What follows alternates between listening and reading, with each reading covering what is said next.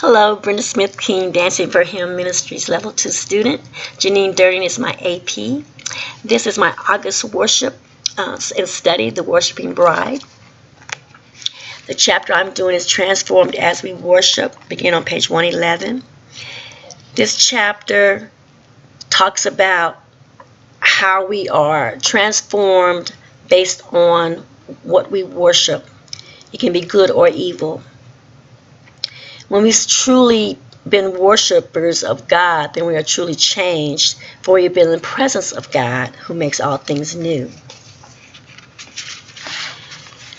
We live in a time where worship can be more about performance than presence, more about consuming instead of community, and more about a fan than being a follower. It's easy to get lost in it all and somehow lose our purity of heart toward God. If we are not careful, we're prone to aim our worship at what's been created instead of the Creator. Some of us can slowly migrate there unintentionally, and others are bent full force on worshiping idols. Throughout this year, we've studied this book by Wesley Scott Amos, The Worshiping Bride, to teach us to be true worshipers. So when we talk about worshiping good or evil, or God or idols, every person on this planet worships something, whether they know it or not. And what we worship determines what we will reflect. That is why it's so important to worship God. When we choose Him as the person of our affections, devotion, and attention, we are transformed in His image. As we behold His face, we become reflectors of His glory. In other words, if you've been to any of the conferences, which I know you have, Pastor Lynn does an activation where we have a Kleenex or a cloth in front of our eyes, and we lift it up and we're across from someone and we look into their eyes.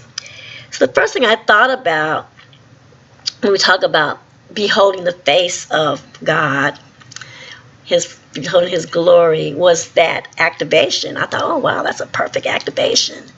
The other thing that I thought about as an activation is when it talks about being a reflector. When we talk about being a reflector, I don't know if you notice the bicycle reflectors on bicycles.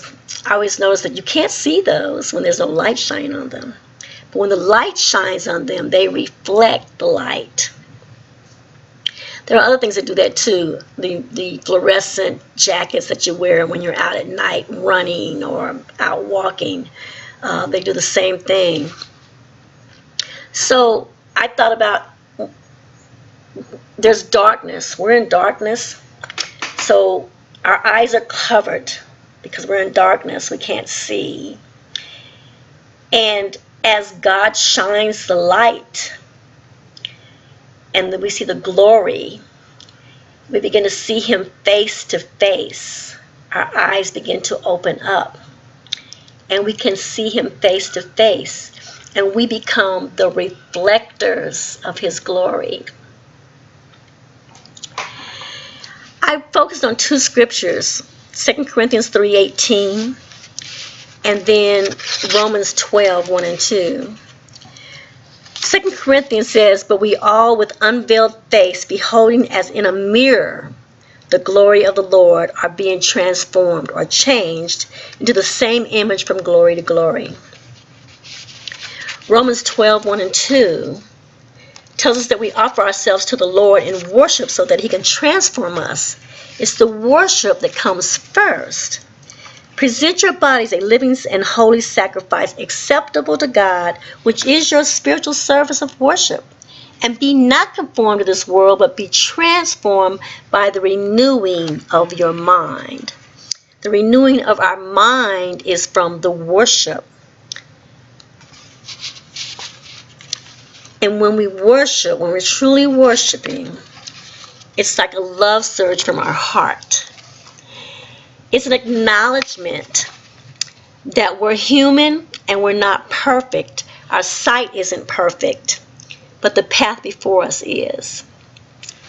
When we talk about worship, it's gathering words, it's gathering music, it's gathering movement.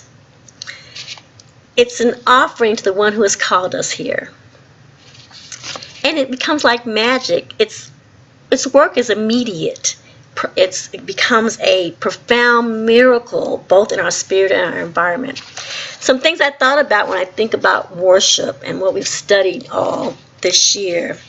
Worship, true worship, it fills our hearts. It washes us in joy.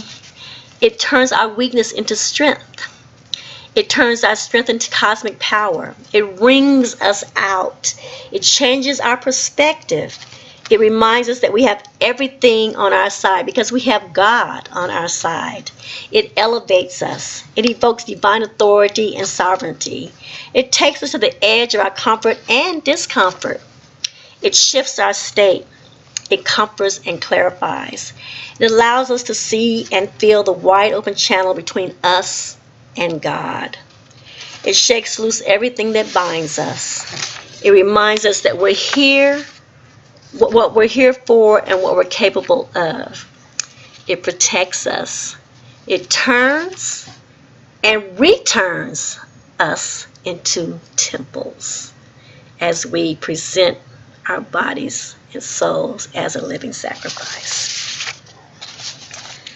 That is my worship study for September. Again, transformed as we worship.